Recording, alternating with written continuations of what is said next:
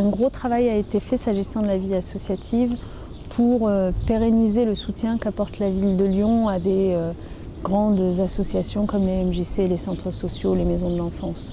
Vous savez, on est dans une période difficile pour les finances publiques, une période où un certain nombre de collectivités ou de pouvoirs publics, l'État aurait tendance à se retirer plutôt des financements qu'à rester.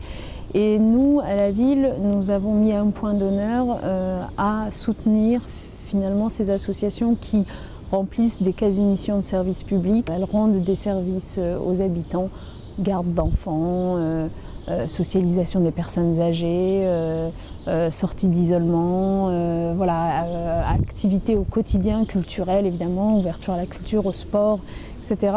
Accompagnement des jeunes aussi. On a conventionné avec elles sur plusieurs années pour leur permettre de se préparer tranquillement à mener à bien toutes ces missions. S'agissant des grands événements, on est arrivé, je crois, à avoir un programme sur l'année qui est assez équilibré, puisque c'est vrai qu'au printemps, on a toujours plus de choses que le reste du temps. Là, on va voir Quai du Polar, le festival de BD, les Nuits Sonores et j'en passe. Donc c'est vrai que le printemps est le moment le plus propice pour les événements, mais en réalité, on a développé aussi un certain nombre d'événements peut-être plus petits. Je pense par exemple à des choses comme Mon chat philosophe ou d'autres qui maillent l'ensemble de l'année et en réalité, on ne s'ennuie jamais à Lyon, on ne s'ennuie jamais. Et à côté de ces événements qu'on va retrouver de façon récurrente chaque année, on se laisse la possibilité d'inventer des choses nouvelles. Par exemple, l'année dernière, ça a été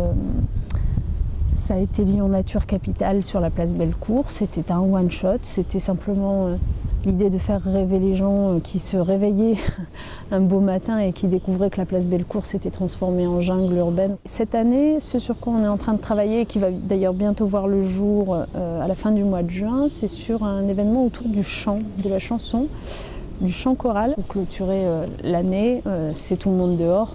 Tout le monde dehors qui cette année encore va proposer une très belle programmation avec quelques 300 rendez-vous sur toute la ville et permettre aux gens qui ne partent pas en vacances ou qui partent trop tôt, reviennent trop tôt, de profiter quand même de l'été, d'être dépaysés, d'avoir accès à une culture de qualité ou de s'amuser.